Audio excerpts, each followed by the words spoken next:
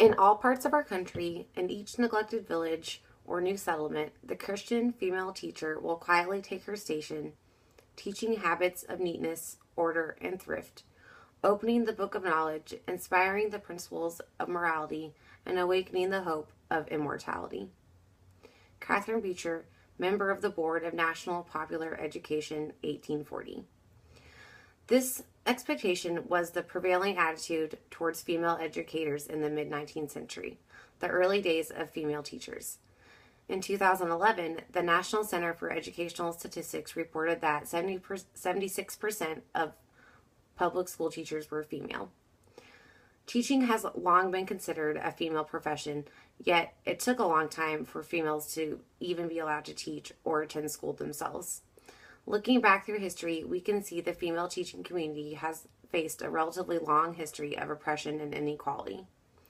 Throughout this speech, I will examine the historical record of female educators in America, what it means to belong to be a member of and belong to the female teaching community, and the current issues that it faces.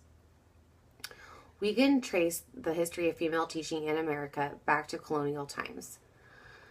In colonial America,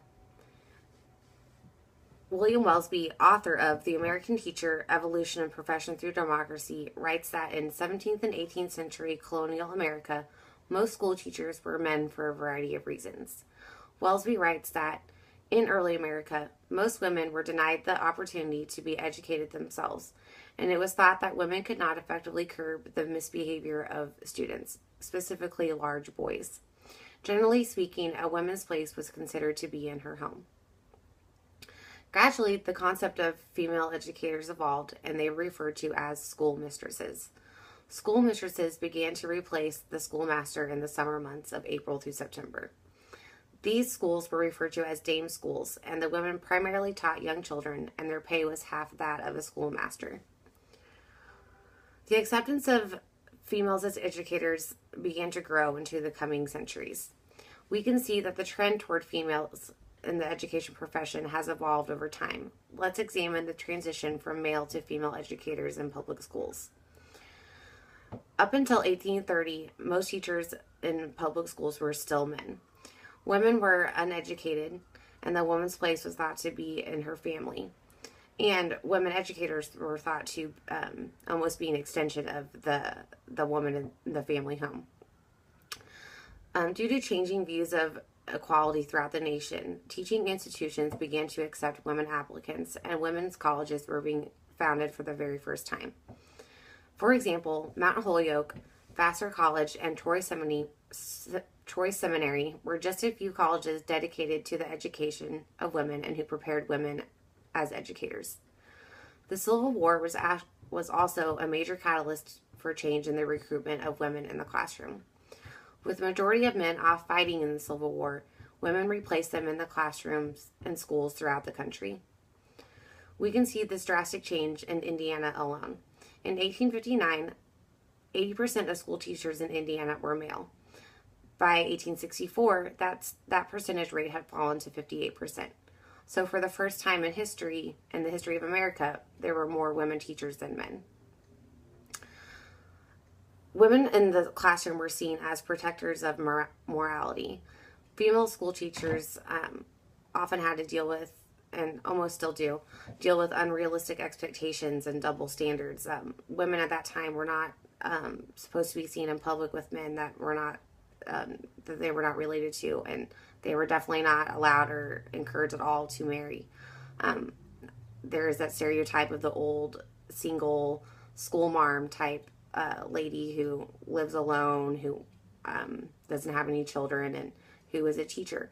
So sacrifice has always been, and even though that is a stereotype, we can see that women have had to sacrifice a lot to be educators. According to Joel Spring, author of American Education, professionalization of education led to the concept of teaching as a specialized career. Teachers today attend teacher preparation programs, complete student teaching, and can join professional organizations such as the National Coalition for Women and Girls in Education.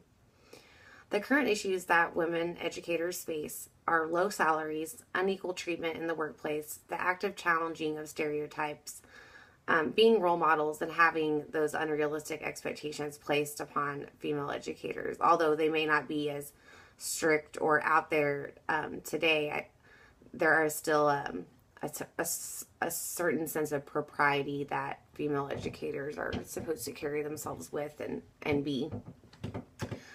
And along those same lines, being perceived as weak or ineffective, or not as